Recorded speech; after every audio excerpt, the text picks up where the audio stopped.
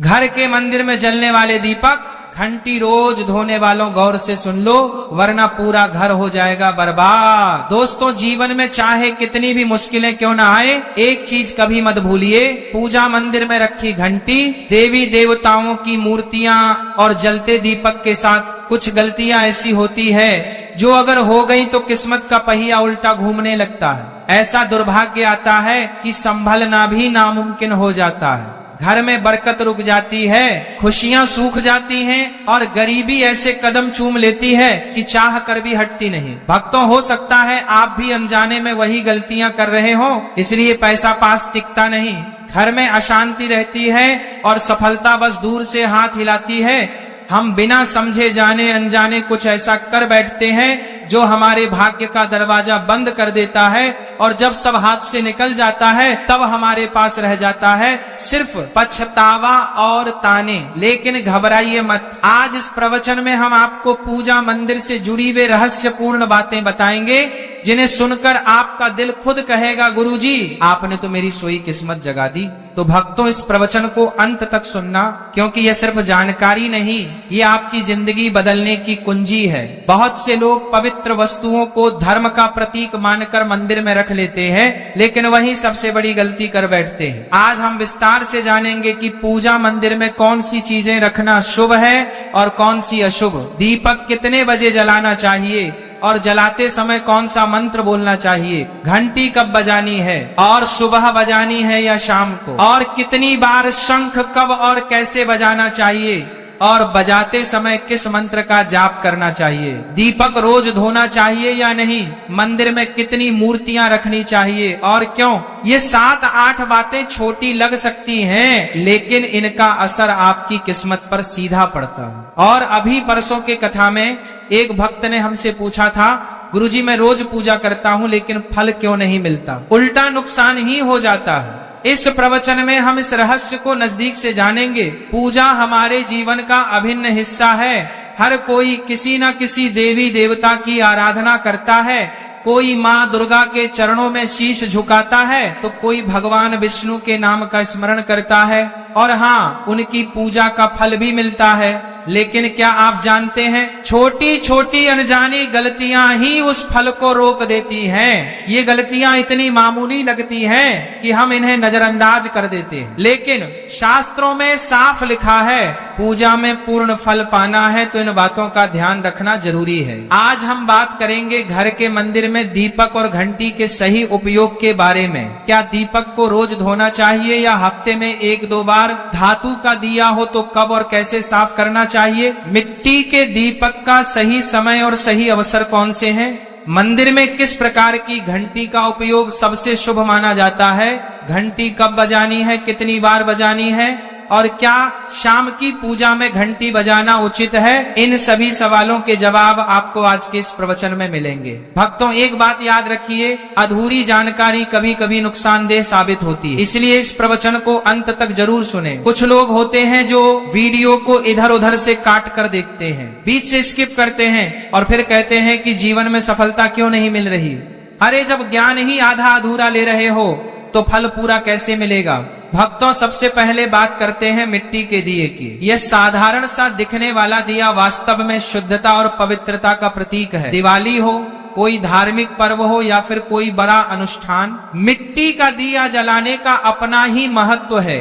घर के मंदिर में या दरवाजे के पास जब इसे जलाया जाता है तो ऐसा लगता है मानो लक्ष्मी माता खुद आपके आंगन में प्रवेश कर रही हो। लेकिन भक्तों ध्यान दीजिए, जब यह दिया मंदिर में रखा जाता है तो इसके नियम बदल जाते हैं। मिट्टी का दिया एक बार जलाने के बाद दोबारा मंदिर में नहीं रखना चाहिए। हर बार नया मिट्टी का दिया ही उपयोग करना शुभ माना गया है। ऐसा करने से वास्तु दोष दूर रहता है और घर में बरकत बनी रहती है। अब आगे इस प्रवचन में हम जानेंगे मंदिर की घंटी से जुड़े हुए रहस्य जो शायद आपको पहले कभी नहीं बताए गए। अब आते हैं धातु के दियों पर। आपने देखा होगा कि लोग पीतल या तांबे के दिए इस्तेमाल करते हैं। यह न केवल सुंदर होते हैं बल्कि इनका धार्मिक महत्व भी अत्यंत गहरा है। लेकिन भक्तों, इन्हें सिर्फ जलाना काफी नहीं है, इनकी शुद्धि भी उतनी ही जरूरी है। इन्हें रोज धोकर खासकर गंगा जल से साफ करना चाहिए। गंगा जल से धोने पर दिया पवित्र हो जाता है और घर में सकारात्मक ऊर्जा चारों ओर फैल जाती है। अगर आप हफ्ते में केवल 1-2 बार इन्हें साफ करते हैं तो ये पूरी तरह से शुद्ध नहीं हो पाते, इसीलिए इसे अपनी रोजाना की आदत बना ले। और अब आते हैं घर के मंदिर की घंटी पर।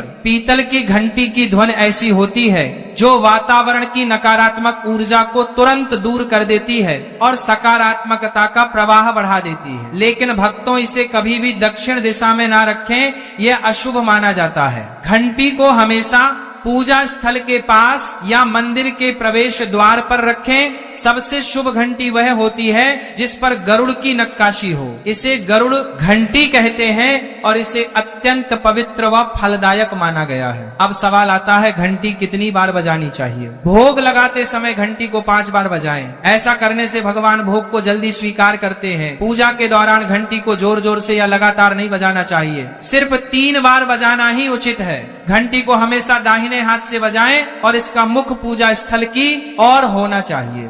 याद रखिए, घंटी को सुबह की पूजा में ही बजाना शुभ माना गया है। शाम की पूजा में घंटी बजाने से बचना चाहिए क्योंकि शास्त्रों में इसे उचित नहीं माना गया है। इन नियमों का पालन करने से आपका पूजा पाठ कई गुना अधिक फलदायक और प्रभावी हो जाएगा। भक्तों, यह बातें छोटी लग सकती हैं लेकिन इनका असर आपकी किस्मत पर गहरा पड़ता है। भक्तों, एक और बहुत ही महत्वपूर्ण बात जो अक्सर लोग नजरअंदाज कर देते हैं, जब भी आप किसी मंदिर जाएं, खासकर घर के बाहर वाले मंदिर में, तो मंदिर में प्रवेश करते समय ही घंटी बजाएं।